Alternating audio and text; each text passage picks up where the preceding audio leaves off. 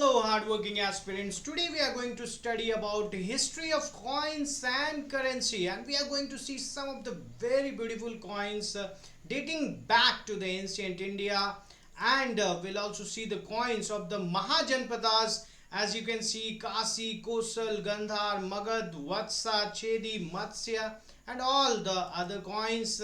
Along with that, we'll also see the gold coins of the Gupta period or the other dynasties that introduced the gold coins, and we'll also see some of the important features that were revealed through these coins. But before we begin, guys, this is a very important information for you.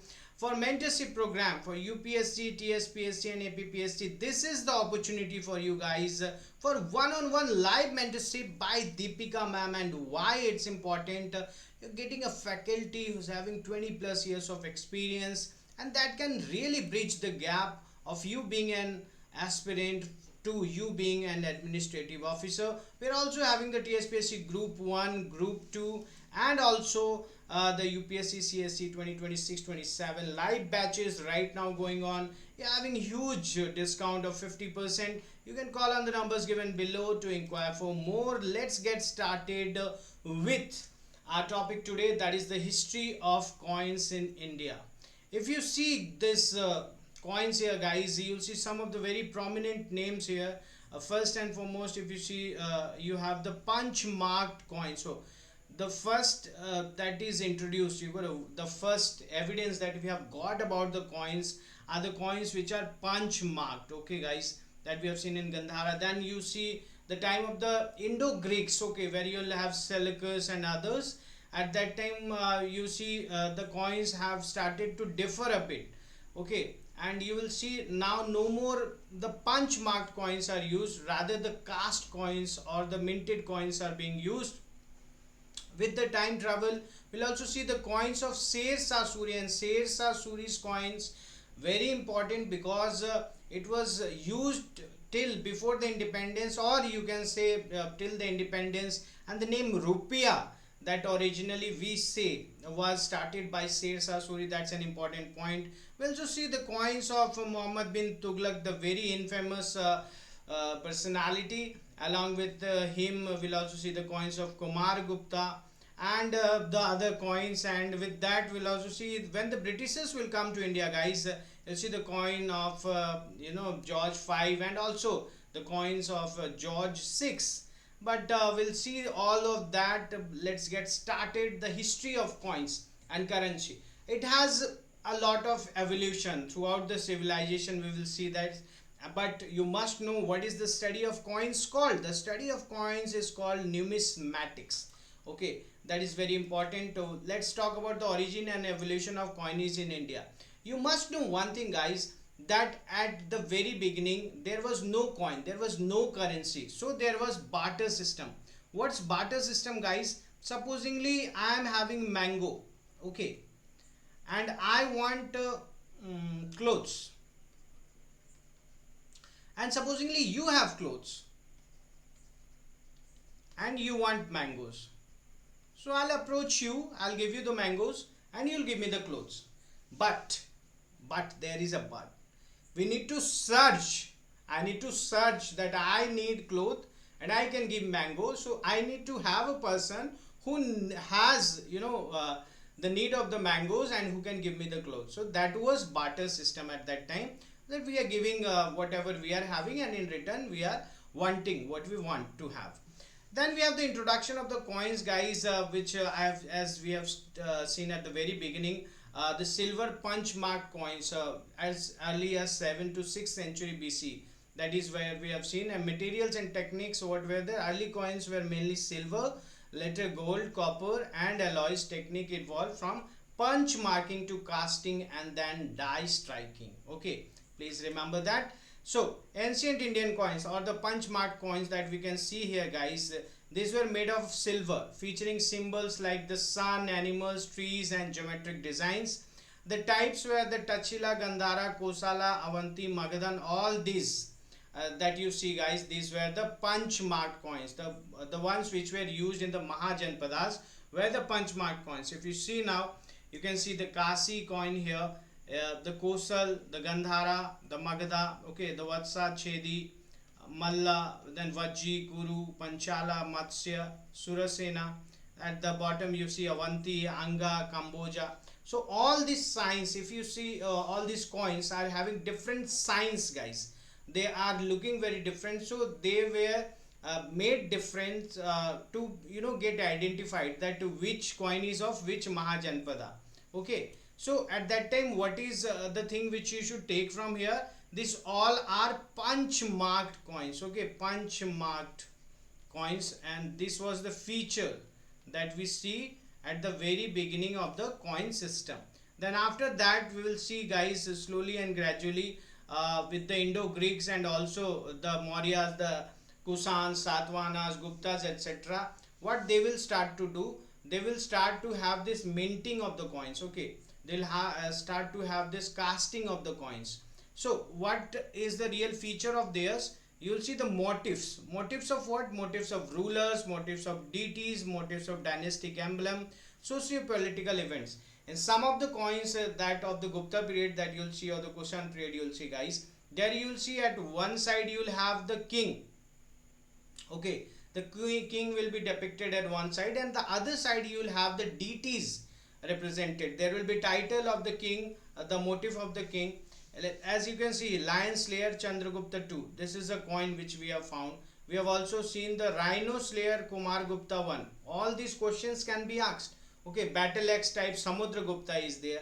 We'll also see Kumar Gupta and Samudra Gupta playing Veena. That is also a very important coin.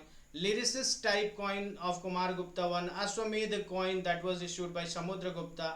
Marriage coin Chandragupta I that was issued by Samudra Gupta. So these are some of the very important coins that we have seen here. Okay, and as I've said you, if you see in some of the coins you will see the emperor is portrayed, the emperor is shown, and in some of the coins you will see that the goddess whom they are worshipping, that is shown along with the ruler, and the title is also written there. Okay, mostly you will see the silver coins, the gold coins, the copper coins. These were mostly that were seen. Let's see the medieval period coins. What were the medieval period coins, and what you'll see one thing now which will start, guys, in the medieval period. This is especially this coin, if you can see. Now see, in Islam, as you know, it's iconic. Okay, you cannot have the pictures of the animals, or you cannot have the pictures of human beings. So that is why now you will have this calligraphy. Okay, and you will have the calligraphy things written here. So that shows the Islamic or the Arabic influence over the coins that was there in the India at that time. So we started with the punch marked coins, that is the ancient coins that we have seen. This here is also a punch marked coins. Then you see the Indo-Greek coins, or the coin of Kusana. This will start changing. Okay, now you will start to have casting done in it, and with the time you see at the time of the Sultanate, when Delhi Sultanate was there, the coins that were used, the highest amount was known as the tanka. Okay, the highest amount was known as the tanka. Okay, of the highest value, and the lowest value was known as the jitar. And this we are talking of the time of the Delhi Sultanate, guys. Okay, then at the time of the Mughals, if you will see, you have mohar. Mohar is the gold coin. Okay, then you have the rupiah. Rupiah, as we have already discussed, it was first started. This trimetallic system has been taken by the Mughals from Sirsa Suri. Okay, so rupiah in a way was made up of silver, and then you have the copper coins which were known as dam, and 40 dam equal to 1 silver coin. Okay, or 1 silver rupiah. So that is one important point which you should remember. We have the mohar of Aurangzeb here, we have the mohar of Akbar here, we have the mohar of Farooq Siar here. All the mohar, always remember, it will be gold. Okay, it will be gold. Now let's move ahead. Let's see the Mughal coinage system. What were the main features? Standardized gold, silver and copper coins that we have seen. Akbar introduced uniform coinage with Persian inscriptions and Islamic motifs, boosting trade and economic stability. So those were the features, and as we have already discussed that in the coins that were issued during the Mughal period or the Sultanate period, you are not going to find any icons over there.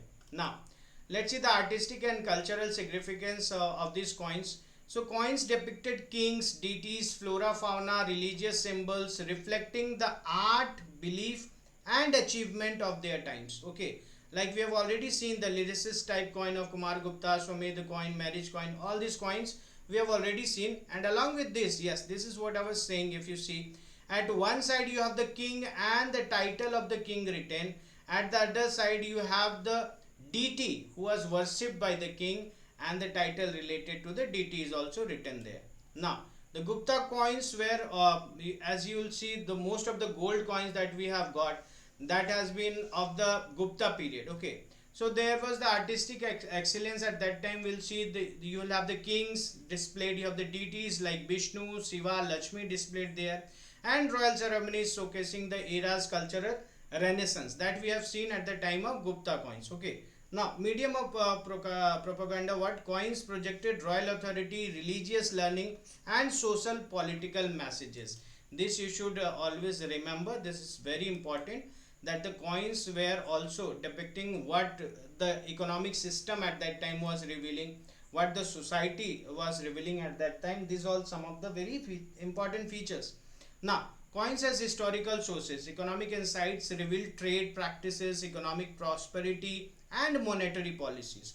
Okay, like the coins of now that we see, that are of no importance because we have the currency notes there. But at that time coins were of utmost importance because you did not have the currency notes at that time. So because of that we understood what were the trade practices at that time, how much the economic prosperity was, and how we can say that if uh, in that period we are finding more of the gold coins or more of the silver coins, so we can say that there were more economic prosperity at that time. And we can also come to know about the monetary policies with the things that are written or inscribed in the coins. Political authority can also be seen by the inscriptions and portraits indicate rulers, dynasties and territorial extent, and religious and social context like depiction of gods, rituals and festivals provide clues to prevalent beliefs and practices what were there at that time. Okay, now these are some of the coins that you can see. Kanaska 2, then you have the coins of the Saka, then Kidara and the Durlabha that you can see over here of 7th century. Now modern Indian coinage system. When Britishers took over, they named the gold coins as the Carolina, the silver coins as the Angelina and the copper coins as the Copperan. Okay, this was one important feature which you should know. And along with that, when the Britishers introduced the coins, they had the pick of King George VI. This also you must know. But the important feature, we soon get away with what the Britishers were doing, and then we brought our own system. The first system that we had, the India had, guys, in that 1 rupee was divided into 16 annas. Okay, that's why 50 paisa, if you remember, any one of you, or if you ask your parents, then they will say you 50 paisa was known as 8 annas. Okay, so this 1 rupee were divided into 16 annas, sorry, and then the half of the rupee was 8 annas. But after that also there was another system which was taken by India for this, and then 1 rupee was divided into how much? It was divided into 100 paise. And then you had the coins of, like, 25 paise, 10 paise, 20 paise. All these coins were there, 5 paise. So this was known as the old coin system. Okay, this Anna, this was known as the old coin system. And the new coin system was this, the one, the passes. Okay, this was the new coin system. Okay, rupiah, as we have already discussed, it comes from at the time of Sher Shah Suri, was the first one who talked about rupiah. So let's just sum it up. We saw punch marked coins that was used in the ancient period. Silver or nature symbols, geometric designs were there. Cultural significance like the early trade, governance, nature worship, that is known by that. Dynastic Maurya Gupta period rulers had the deities, the royal acts, the legends. These were the features and the motifs. And the cultural significance, political authority, religious trends, all these were known with the Maurya Gupta's period. Now medieval Mughal period, what we have? We have the features in the coins like the Persian Arabic scripts will be there, Islamic motifs will be there, trade expansion, Islamic art influence. This is what is the cultural significance of that time. And modern mixed metals, national symbols, national identity, economic modernization is the important feature of here. Now let's see some of the questions related to the coins. Punch marked coins with reference to the PMC. Which of the following statements are correct? They are the earliest coins available in India, largely in silver. Okay, yes. They are found only in North India. Only in North India. Where did we see this? That they are found only in North India. I doubt this one. Okay, this is correct. Symbols can be found on one or both side of this coins. Yes, this also we found. They were called punch marked because of their manufacturing technique. Yes, this is also correct. I doubt B. Let's see what is the correct answer. Please pause the video and answer in the comments so that you can know whether you know it or not. Okay, so yes, obviously B was not correct. Let's see the next question. The first documented coinage in India is deemed to start with which type of coins? Cast coins, punch marked coins. Obviously the punch marked coins is the real answer. Yes, we have seen this 7th to 6th century BC, and where we have come to know about it, there were some Buddhist texts also. Okay, some of the Buddhist texts, and also Panini's Ashtadhyayi. Okay, there also we have mention of these coins. Now what do the motifs and symbols on ancient Indian coins primarily depict? Only the economic value, rulers and their reign. See, only whenever you find only in UPSC's question or any question, whether PCS and all, please be a bit susceptible about this. Rurals and their reign were there, but cultural, social, architecture and economic state must be a better answer. So C should have been the correct answer, and it is there.